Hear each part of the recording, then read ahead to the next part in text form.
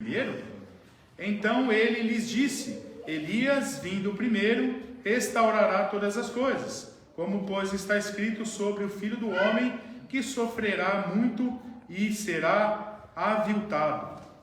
Eu, porém, vos digo que Elias já veio, e fizeram com ele tudo o que quiseram, como a seu respeito está escrito.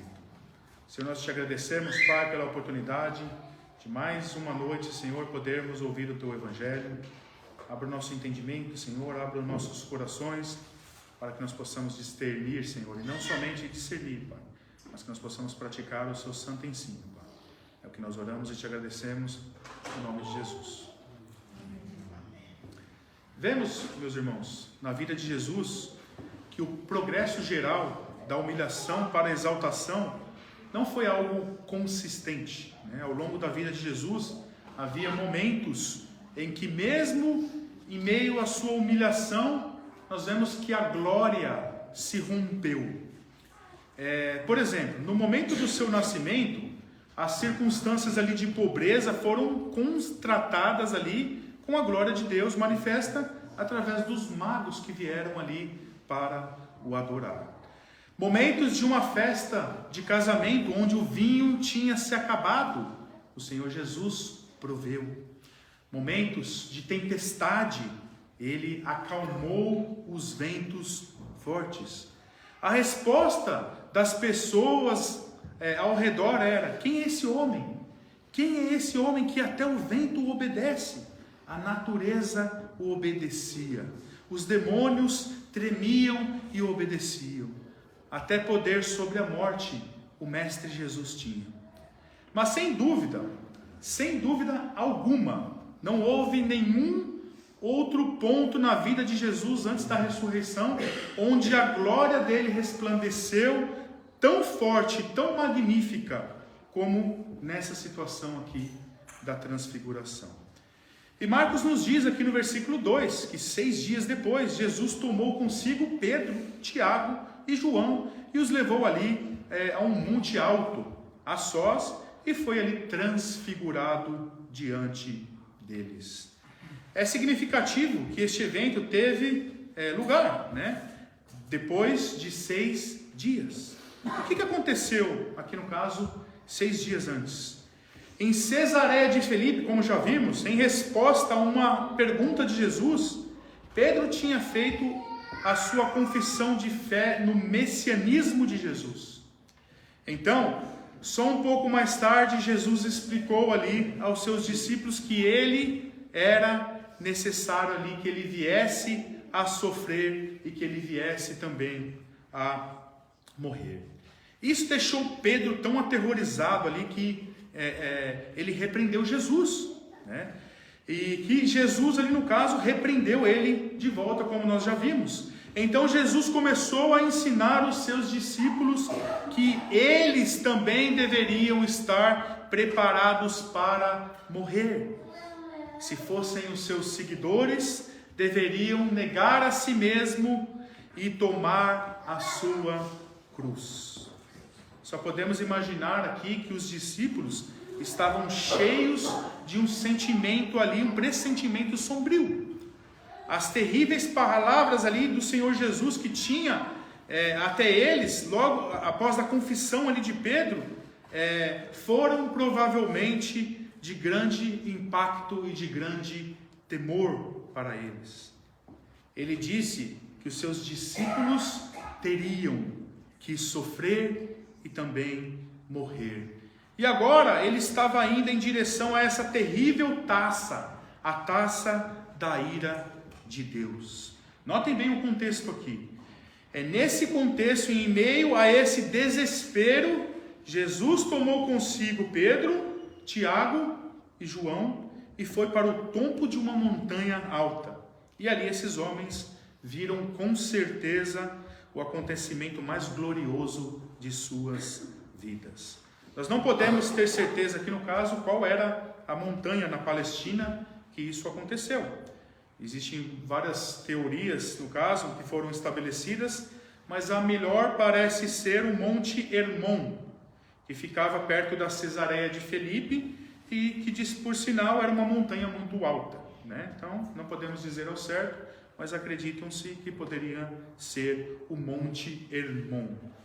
Marcos então nos diz que Jesus foi transfigurado diante dos seus discípulos. A palavra grega usada aqui é uma forma do verbo metaforme, né, do qual nós obtemos a palavra portuguesa metamorfose.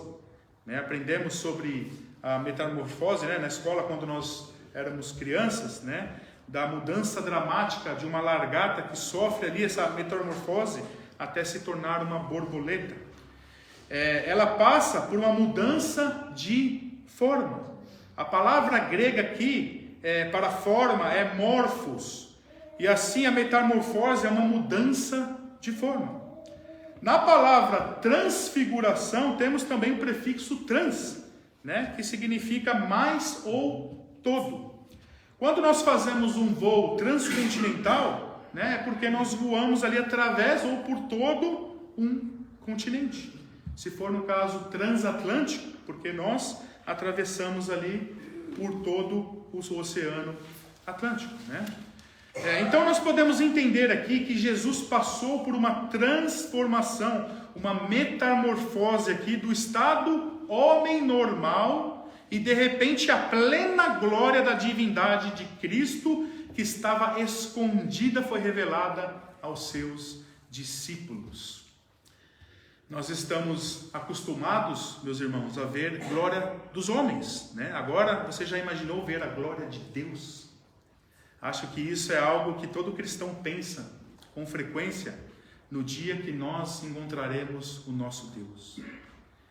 E essa é a pergunta que não se cala, né? Como será que Ele é? Os discípulos de Jesus tiveram esse grande privilégio de ver a glória de Deus. E em sua descrição do Jesus transfigurado, se nós olharmos o Evangelho de Mateus, Mateus nos dá um spoiler de como é a glória da divindade de Jesus e nos diz no capítulo 17, no versículo 2, que o rosto de Jesus resplandeceu como o sol, e as suas vestes tornaram-se brancas como a própria luz. Marcos, no caso, não diz nada sobre o rosto de Jesus, mas ele nos dá mais detalhes sobre as suas vestes aqui no versículo 13, dizendo que as suas roupas tornaram-se resplandecentes, extremamente brancas, né? Como a neve, tais como nenhum lavandeiro sobre a terra as poderia branquear. A ideia da cara de alguém brilhando como uma intensidade insuportável, nós vemos no Antigo Testamento quando Moisés estava no monte com Deus. Ele implorou para receber uma visão de Deus. Isso nós vemos em Êxodo capítulo 33, no versículo 18, que diz, ele disse, por favor, mostre-me a sua glória. E Deus respondeu para ele, você não pode ver a minha face, pois nenhum homem que me ver viverá. Mas Deus continuou dizendo, aqui está um lugar junto a mim, e você deve estar sobre a rocha. Então será que quando a minha glória passar, eu vou colocá-lo na fenda da rocha, e te cobrirei com a minha mão enquanto eu passar. Então eu vou tirar a minha mão, e você verá a minha volta, mas a minha face você não verá.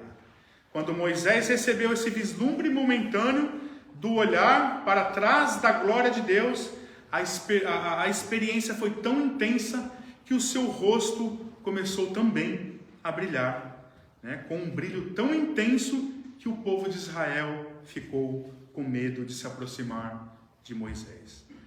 O brilho do rosto de Moisés era um mero reflexo da glória que ele viu na presença de Deus. Mas a face de Moisés não era a fonte da luz. Em vez disso, era a luz de Deus, né? No Monte da Transfiguração, no entanto, os discípulos testemunharam a glória real de Deus, não uma glória refletida. A fonte da luz que os discípulos viram veio de dentro do próprio Cristo. Por isso que João escreve em João 1,14, que nós vimos a sua glória, glória como do unigênito do Pai, cheio de graça e de verdade. Da mesma forma, o autor de Hebreus, no capítulo 1, versículo 3, diz: Jesus não apenas refletiu o brilho da glória de Deus como Moisés, ele é o brilho da glória de Deus. E continuando aqui, Marcos escreve no versículo 4: apareceu-lhes então Elias e Moisés, e começaram ali então falar com o Senhor Jesus. Os discípulos estavam assistindo a exibição de luz, o avanço da glória, quando então Elias e Moisés aqui apareceram e começaram a conversar com Jesus. Lucas, no capítulo 9, versículo 31, nos diz que Jesus discutiu ali sobre a morte, a qual ele estava prestes a cumprir em Jerusalém. Tanto Elias, que representa os profetas, e Moisés, que representa a lei, entenderam claramente a vocação do Messias. Eles sabiam que Jesus tinha que morrer, e eles sabiam o porquê. Elias, que foi arrebatado aos céus, colocou novamente aqui os pés, mais uma vez, na terra prometida. Moisés, que havia sido negado a entrada à terra prometida, finalmente aqui estava depois de séculos. Aqui nós temos uma questão complicada, irmãos, e que gera, na verdade, muitos debates teológicos. E quando nós lemos esse texto, muitas pessoas perguntam: como é que Elias e Moisés eles podem se comunicar com Jesus se eles já tinham morrido? Nessa parte da Bíblia nós temos até pessoas que dizem que essa aqui foi uma reunião espírita, que muitos até falam de reencarnação por causa desse texto. Aqui eu não posso, irmãos, obviamente fazer uma manobra hermenêutica aqui para mudar o texto. E nem preciso, pois o texto ele é bem simples aqui de nós entendermos. O texto aqui diz que Elias e Moisés realmente apareceram. Era eles mesmos, era Elias, era Moisés. Aqui uma situação, no entanto, pontual. E para te dizer a verdade, meus irmãos, eu não tenho problema nenhum com essa passagem. Se crermos que um dia nós ressurgiremos, conforme 2 Tessalonicenses 4,16, que diz que ao som da trombeta de Deus, o próprio Senhor descerá dos céus e os mortos em Cristo ressuscitarão primeiro. Qual o problema de Moisés e Elias terem encontrado com o Senhor? Eu não vejo problema algum.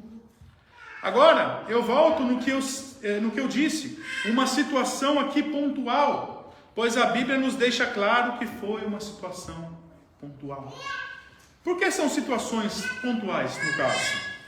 Porque a Bíblia condena a prática de se comunicar com os mortos.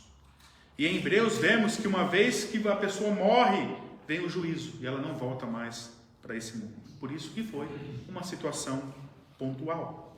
Agora vemos na Bíblia duas, na verdade, situações pontuais, onde pessoas que morreram voltaram. Essa aqui foi uma situação delas, onde eles não falaram com pessoas, mas sim somente com o Senhor Jesus.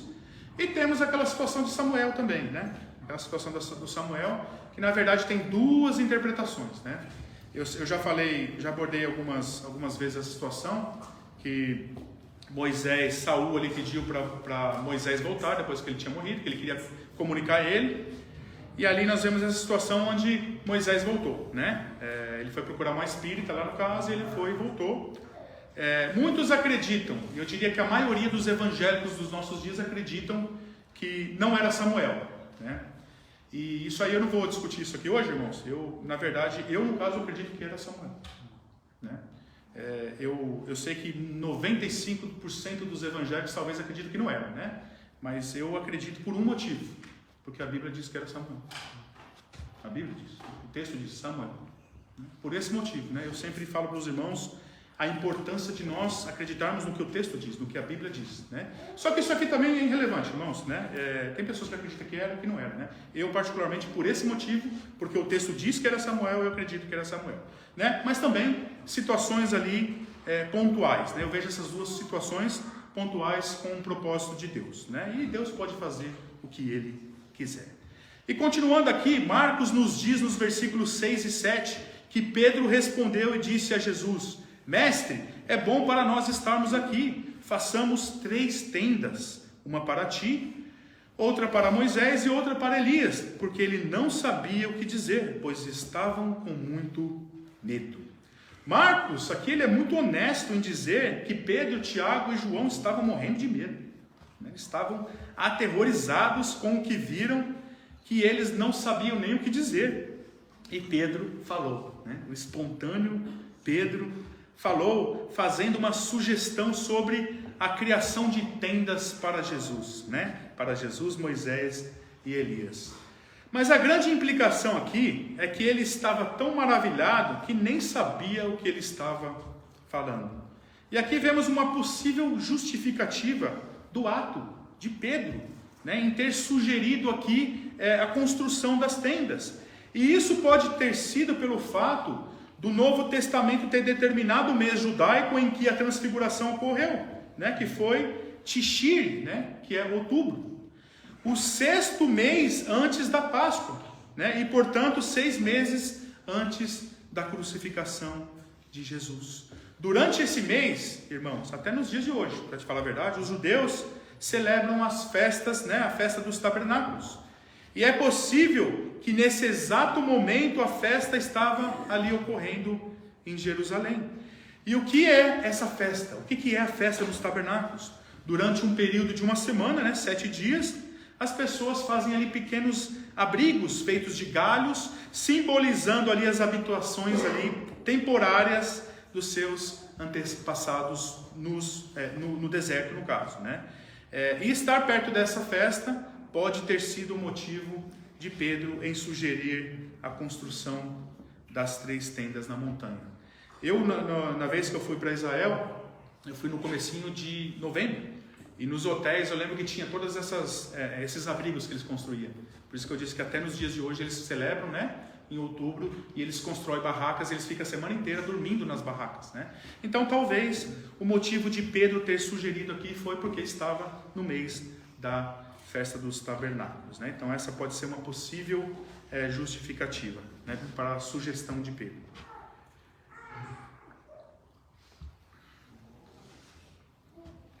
E aqui vemos um sentimento espontâneo de Pedro, que diz: bom é estarmos aqui. Pedro pensou: eu estou na presença do meu Deus, de Elias, de Moisés, dos meus irmãos, né? Tiago e João, que coisa maravilhosa, né?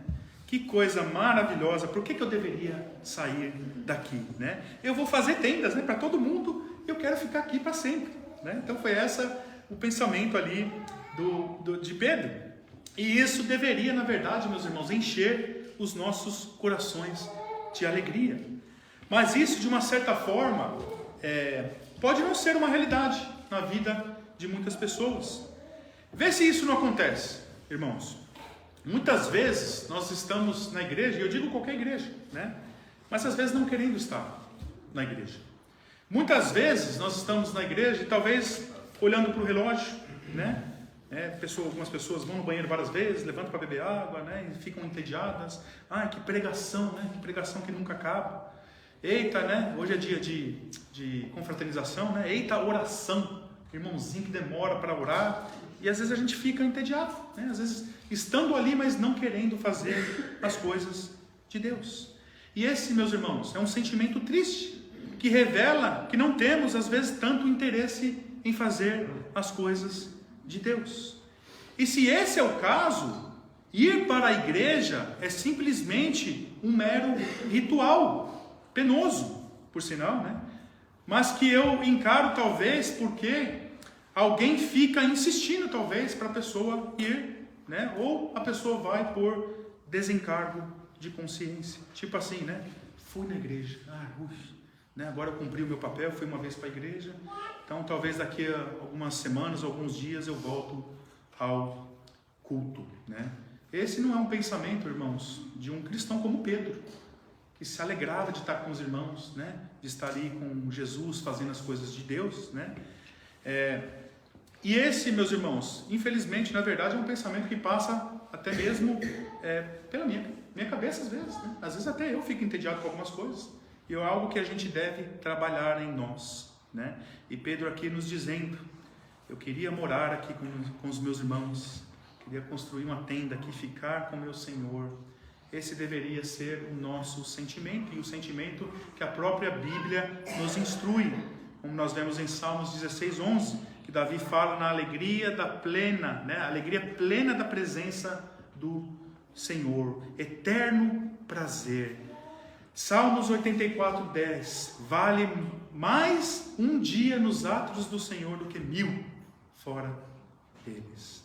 E se levar em consideração, irmãos, que nós estamos nesse mundo de passagem e que um dia nós estaremos com o Senhor por toda a eternidade. Então aqui nós deveríamos nos alegrar cada momento que nós passamos com o Senhor, da mesma forma como Pedro se alegrava. Versículo 7, vemos que o medo de Pedro, João e Tiago iria se intensificar com o que viria a acontecer depois. Marcos diz no versículo 7, e veio uma nuvem que os cobriu, e uma voz saiu da nuvem dizendo: este é o meu filho amado, a ele ouça. Lucas nos diz, no capítulo 9, versículo 34, que eles estavam com medo. E Mateus observa no versículo 17, né, no capítulo 17, versículo 6, que depois de terem ouvido a voz do Pai, olhem que eles caíram no chão sobre os seus rostos e estavam morrendo de medo. A nuvem da glória, da presença de Deus, apareceu em torno de Jesus, Moisés e Elias e os discípulos. Vemos que os discípulos aqui ficaram temerosos com essa situação. E esse é um assunto que realmente mexe com todos nós. Quando nós pensamos na possibilidade do sobrenatural, de milagres e também de bênçãos sobrenaturais. E como nós devemos tratar essa questão de milagres nos nossos dias de hoje? Milagres acontecem? Eu, na verdade, não tenho dúvida de que milagres aconteçam. E por isso que nós sempre oramos, irmãos. Por isso que nós estamos sempre em oração. Porque se não cremos que Deus ainda pode realizar e escutar as nossas orações, nós, não oraríamos, ao Senhor por intervenção divina. Agora, uma coisa é fato, irmãos. Nós não vemos milagres caindo do céu toda hora, Isso é muito claro, pelo menos para mim é bem claro. Se apenas nós olharmos ao nosso redor, nós podemos ver que Deus age mais de formas naturais do que sobrenaturais. E na verdade, irmãos, essa é uma questão que eu quero que os irmãos percebam, pois a questão do milagre, na verdade, depende muito da forma como você vê as coisas. As pessoas, elas tendem a querer ver Deus apenas no milagre. Mas, na verdade, os milagres estão em toda parte, quando nós entendemos e conhecemos a Deus. O simples fato de nós respirarmos é um milagre de Deus. Isso depende muito de como nós vemos Deus. Você consegue ver o milagre de Deus na provisão diária. Você consegue ver o cuidado de Deus em sua vida. O livro de Apocalipse, que foi dado a João por revelação sobrenatural, mas o livro de Atos, que foi documentado por Lucas, não é menos inspirado pelo Espírito Santo, irmão, do que o Apocalipse. Você consegue sair na rua e olhar para o céu e encher de alegria e ver o milagre, enxergar o milagre da criação, que Deus fez tudo na sua existência. Algo que nós precisamos entender, que o cristão vive o maior milagre de todos, que é o milagre de crer. Milagre de nós crermos nele. Porque a fé é um dom de Deus, irmãos. É um dom que vem de Deus. Nós não precisamos ver nada para crer. Nós na verdade cremos porque a fé nos foi dada por Deus. Por isso que a Bíblia diz que o justo viverá pela fé. Mas os discípulos aqui, eles tiveram uma grande oportunidade de ver algo totalmente sobrenatural, algo incrível, que eu acredito que ninguém viu, né? Só esses 3. E a partir da nuvem, os discípulos ouviram uma voz dizendo: este é o meu filho amado. Escutem ele. Escutem o meu filho amado.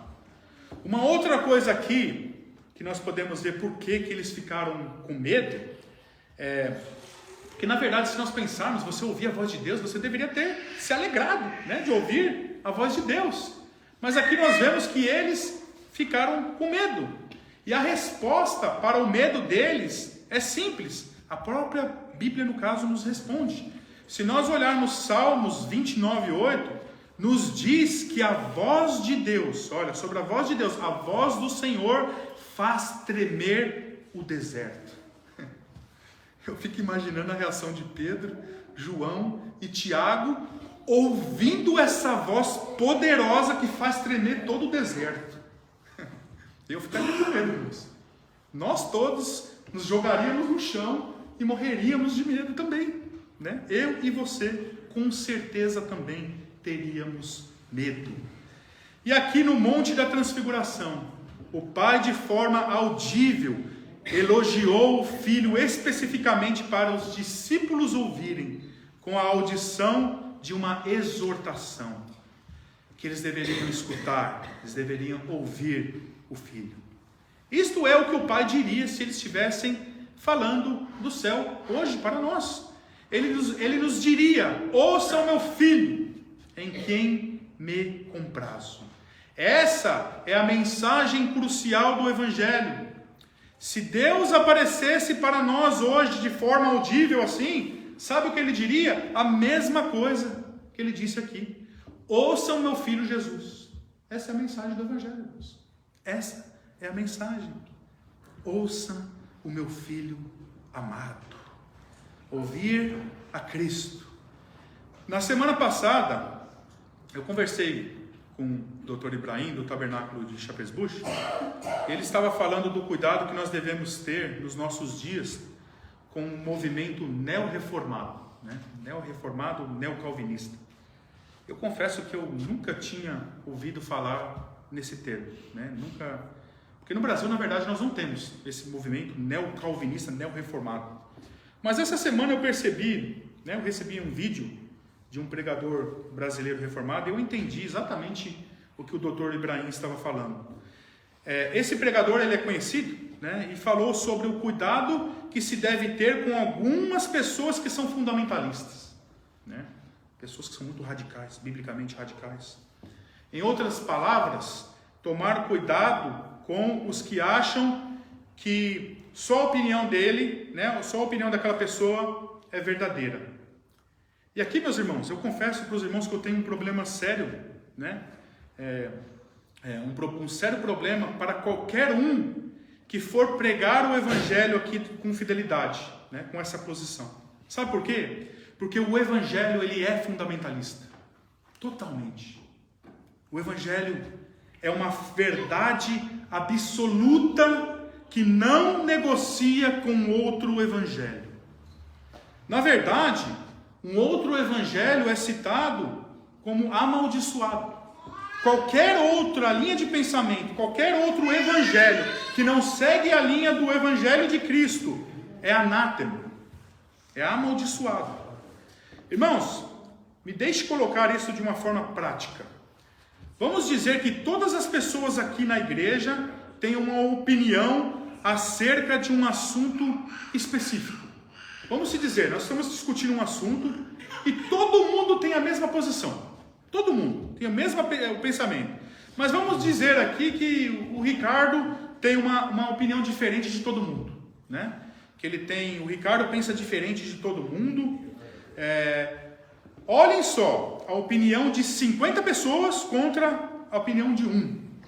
E vamos dizer que o Ricardo é o único que tem analisado os assuntos da Bíblia. E os outros 50 não estão interpretando de acordo com a Bíblia. Sabe quem está correto? O Ricardo. Na verdade, irmãos, não é o Ricardo. mas a Bíblia que está certa. O problema é que as pessoas acham que se a maioria estiver certa, então tem que bater o martelo. Todo mundo crê assim, tem que ser assim. E não é, meus irmãos. Qual o problema, talvez, de só o Ricardo ou só o Regis estiver correto, se eles estiverem analisando a Bíblia e os outros não? Qual o problema? Eu até acho, na verdade, que isso é bem possível acontecer nos nossos dias. Se nós olharmos lá fora, a posição de muitos evangélicos são totalmente antibíblicos. E às vezes um no meio ali pode estar correto, porque está analisando a Bíblia corretamente. Então a maioria não é o que bate o martelo. O que bate o martelo é a palavra de Deus, irmãos. É quem estiver de acordo. E o evangelho é fundamentalista. E se nós pregarmos o evangelho, nós seremos também fundamentalistas. Nenhum pregador, ninguém é dono do evangelho. Eu não posso manipular a mensagem, irmãos. Eu não posso fazer isso. Eu só posso transmitir a mensagem da forma como ela é, como a Bíblia diz que é. Pecado é pecado. Heresia é maldição. Quem não perdoa não será perdoado. Casamento é um só. Essas coisas que a Bíblia diz. O culto a Deus não deve ser feito com mundanismo, invenções humanas. A gente se fala muito de testemunho, Testemunho na Bíblia não é quando nós falamos de nós, quando nós falamos da bênção. Testemunho na Bíblia é quando nós testemunhamos Cristo. Caso contrário, não é testemunho. Não existe outro testemunho relatado pelos apóstolos, a não ser o testemunho de Cristo Jesus e Cristo crucificado. A única coisa que o apóstolo se propôs a pregar. Somente Cristo e Cristo crucificado. Na Bíblia, Jesus é o único Senhor e não há espaço para nenhum outro caminho, nenhuma outra religião, apenas Jesus Cristo. Não tem Maria, não tem pastor, não tem religião que nos reconcilie, que reconcilie o pecador com o Deus Santo. Apenas Cristo. Tem algo mais exclusivo do que isso, meus irmãos? Tem algo mais fundamentalista do que isso? A Bíblia, na verdade, é o livro mais fundamentalista que existe na face da terra, sem dúvida alguma. Onde Cristo é o único, Cristo é exclusivo. E é exatamente por isso que o mundo odeia a palavra de Cristo. Meus irmãos, isso que eu posso dizer aqui é muito sério. Mas não abram mão do evangelho por nenhum movimento. Mas o que falou ali é do movimento reformado. Ainda que seja do movimento reformado, irmãos. Se não se enquadra com a Bíblia, se não se enquadra com o fundamentalismo da Bíblia, caiam fora. Não ouçam. E continuando aqui, irmãos, a transfiguração milagrosa de Jesus terminou aqui tão rápido como começou.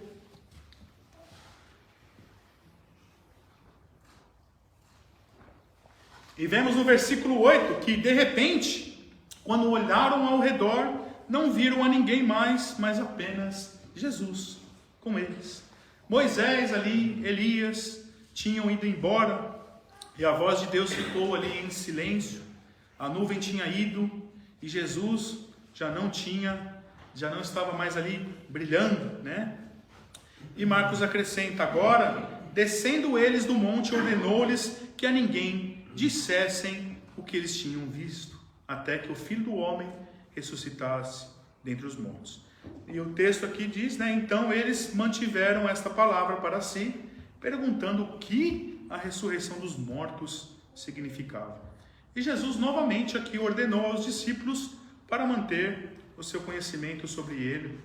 Apenas, nesse caso Pedro, Tiago e João, não contaria para os outros discípulos até depois da ressurreição dos mortos. Como ele sempre faz, irmãos?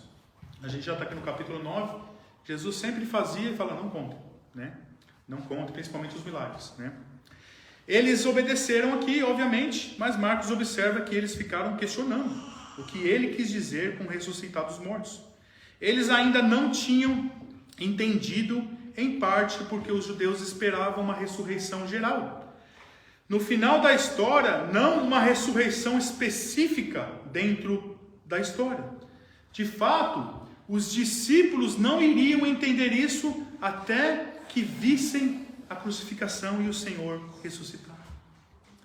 Quando Jesus e os discípulos fizeram o seu caminho para baixo da montanha, a questão do papel de Elias foi o papel principal aqui, né?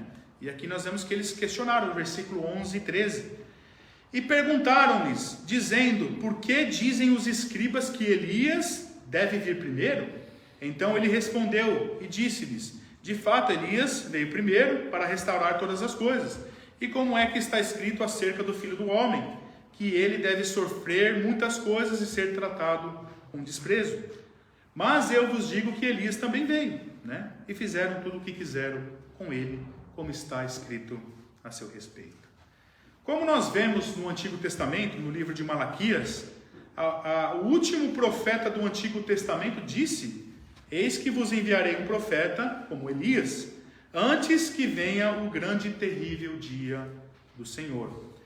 Assim, durante séculos a comunidade judaica esperava pela vinda de Elias, sabendo que o seu reaparecimento seria o prenúncio ali do avanço do reino de Deus e o aparecimento do Messias. Os escribas também acreditavam que Elias viria primeiro e que quando ele chegasse ele levaria as pessoas a um espírito de arrependimento e iria ungir o Messias para a sua vocação messiânica, né? Os discípulos, vendo Elias então na montanha, estavam curiosos porque eles acreditavam nisso, né? E Jesus afirmou que Elias já havia chegado. A passagem paralela em Mateus acrescenta, então os discípulos compreenderam que ele estava falando de João Batista. E ele não era uma reencarnação de Elias, mas ele ministrou no espírito e poder de Elias, conforme Lucas 1,17. Então João veio antes de Jesus, né? Como Elias havia de vir antes do Senhor Jesus. A missão de João era para dirigir as pessoas ao arrependimento de seus pecados, no caso, e cumprir a missão de Elias. Note que ele passou a dizer, mas eu vos digo que Elias também veio, e fizeram com ele tudo o que quiseram, como está escrito dele. Jesus estava dizendo aos seus discípulos que, assim como João Batista foi rejeitado e finalmente morto, ele também deveria ser rejeitado e morto, como os profetas predisseram. Aqui então foi outro lembrete de que o glorioso Senhor que os discípulos tinham visto na montanha estava prestes a sofrer grande agonia e grande angústia. João Batista apontou para Cristo, o próprio Deus. Aqui vimos que apontou para o Filho.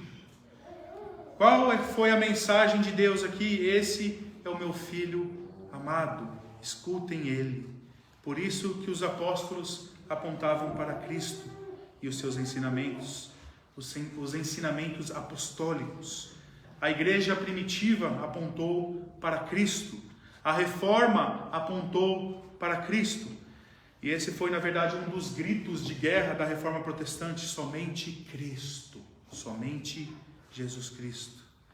E para finalizar hoje, meus irmãos, eu não poderia, como de costume, não deixar de apontar para o nosso maravilhoso Senhor Jesus Cristo. Eu gostaria de trazer uma reflexão sobre a intenção boa de Pedro, que acabou sendo uma bola fora, no versículo 4. Tirando o fato de que Pedro tinha esquecido do que o mestre tinha acabado de falar, de que ele iria para Jerusalém, mas que antes viria a cruz. Pedro já estava visando a glória, né? Opa, o Messias chegou, agora é só alegria, vamos todos para a glória. Mas ele tinha esquecido que antes da glória viria a cruz. Esse foi um ponto fora de Pedro aqui. Pedro, muito espontâneo, não pensava muito antes de falar. E quando Pedro viu o Senhor com Moisés e Elias, ele exclamou: Mestre, é bom estar aqui. Como se desse a entender que era melhor estar com Jesus, Moisés e Elias, do que ele estar somente com Jesus. Pedro estava todos os dias com o Senhor Jesus, todos os dias, que talvez ele nem percebeu o quão precioso e acima de qualquer companhia era estar com o Senhor Jesus. Era certamente bom que ele visse Cristo transfigurado com os representantes ali da lei e dos profetas.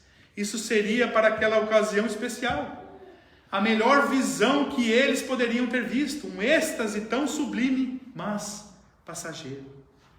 A melhor coisa, depois de tudo, para Pedro não era a tensão excessiva da transfiguração, nem a companhia deleitosa de Moisés e de Elias que apareceram ali com Jesus, mas a gloriosa, porém menos empolgante associação com somente Jesus.